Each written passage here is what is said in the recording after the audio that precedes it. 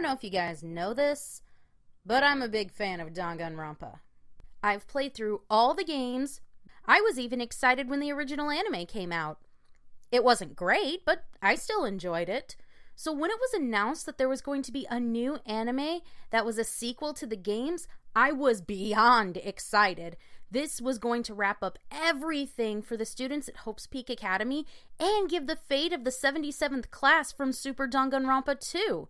It was everything fans could want in a sequel. Well, kind of.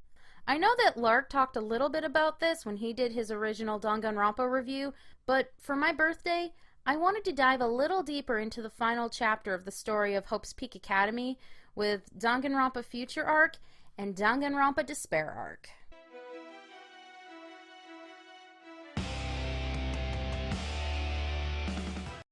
The story of Future Arc begins with Makoto Naegi, the main character from the first game, being arrested for treason against the Future Foundation. This is an organization made up of alumni from Hope's Peak Academy that fight against the remnants of despair, the worst of the worst when it comes to those who follow Junko and Ashima. However, before Makoto can be tried, the entire group is surprised to be thrown into a new killing game headed by Monokuma. It doesn't take long before the members start dying off, causing the group to split and become suspicious of each other. But this isn't even the beginning of that story. The true story starts with Despair Arc, where one of the members of the Future Foundation, Chisa Yuki Sohma, is talking about her time as a teacher at Hope's Peak Academy. And, surprise, she is the teacher of the 77th class, which was revealed in the first episode of Future Arc to be the remnants of despair.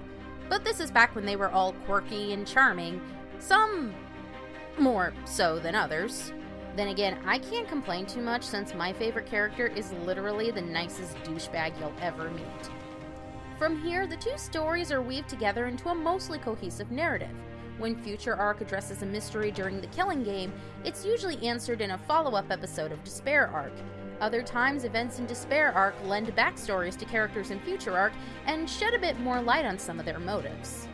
Speaking of characters, there are a lot of them. If you're caught up with the games, really the only new characters you'll have to learn are the ones they bring up in Future Arc.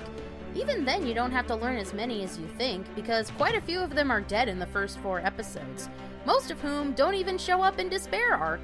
They're literally just there to be cannon fodder. Now granted, some of the characters they introduce are very interesting, like Munakata, Sakakura, and Yuki Sohma. They have incredibly interesting chemistry and create a fantastic storyline as to why these two support Munakata so devotedly. That is, until Yuki Sohma's role in Despair Arc. But before I delve into that, I want to talk about a few of the things I love about the series. For one, I love the new characters. They fit perfectly in the Dangan universe, with each of them having an interesting setup. My favorites are Rurika and Yayoi. They have a fantastic relationship, with him being completely devoted to her, even though Rurika is kind of the worst human being in the series. I also hadn't realized how much I missed seeing Junko. This is something we've never really seen before, Junko actually planning and scheming her despair. While I can't say I think her plan is perfect by any means, this is something that we never got in the games. Junko just being Junko. The other of the Despair Sisters, the smelly one. And so the event, which would later bone the whole world. You're a god among insects, Kamakura! Of course you're bored! The world's an ant farm! I just made that up! Boy, I'm a hooker for innuendo at an appropriate time! Kamakura, yes, queen! We are never gonna let that die! But the best thing about Future Arc is hands down the development they give to Makoto. This is where I'm going to slap on the spoiler warning, so skip ahead if you don't want spoilers. Now, we've been with Makoto for a whole game and a partial second game, but there was still so much they expanded on with him. It really kicked into gear when Kyoko died. There was a scene that sums up everything a person needs to know about Makoto Naegi perfectly. He heads down a hall to meet Munakata, trying to stop his tears from falling and pull himself together. He walks past a dead body, only to realize that his legs are shaking and he's struggling to move. He gives his legs a smack and gets himself going again. It's such a well-done scene and gets across how much Makoto has developed, but also gets across the fact that these horrible things still affect him. despite all that, he's still willing to sacrifice himself when they test out Kyoko's theory about the monitors having something to do with all the deaths.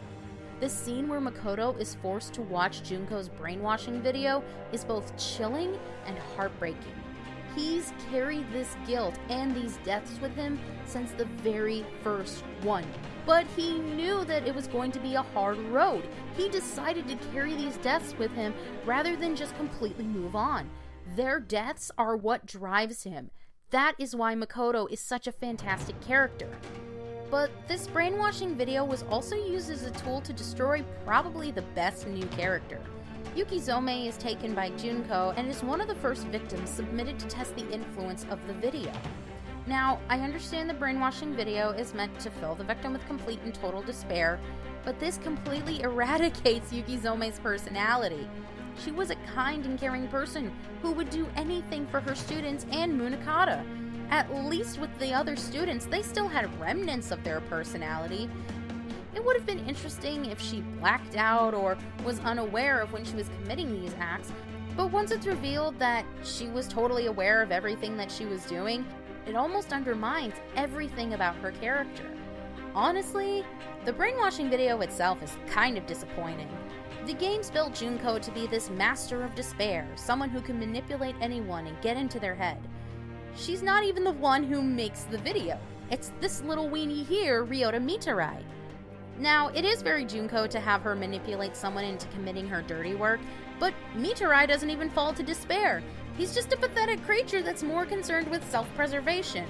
Oh, and I could go on about this guy for a very long time, but this review is running a bit long as it is. So, what are my final thoughts on the series? Well, as a fan, I have several conflicting feelings about my opinion. Parts of it totally frustrate me and seem like it was contradictory or just flat out lazy in terms of how it ties into the overall story. Some of the new characters didn't serve any purpose outside of, please die now, while others were written very well but then undermined by something else. But at the same time, so many things are done so right. Some of the new characters are super engaging, it developed some of the old characters very well, and it even showed Junko doing what she does best, being a despair-ridden psycho bitch. I certainly think the things that work outweigh the things that don't work. If you're interested in checking out Danganronpa 3, The End of Hope's Peak Future, and Despair arcs, you can order the DVDs now on the Funimation store at Funimation.com. Now, there's quite a few things I didn't touch on, like the full ending of the series called Hope Arc. If you guys are interested to know my thoughts about that, let me know in the comments below, because I'd love to talk about that too.